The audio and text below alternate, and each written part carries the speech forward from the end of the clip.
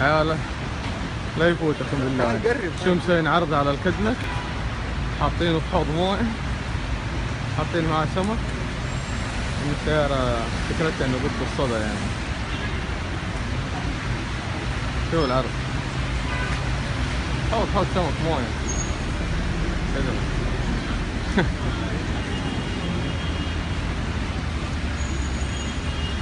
يا دين الجنان اللي انتوا عايشين فيه يا سيدي.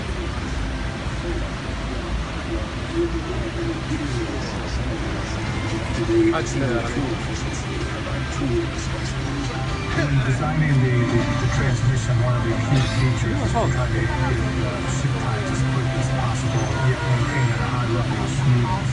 And one of the benchmarks that we use for شوف المويه ما هي دخلتها جوا. يعني لا انه المويه ما تدخل جوا السيارة، فاهم؟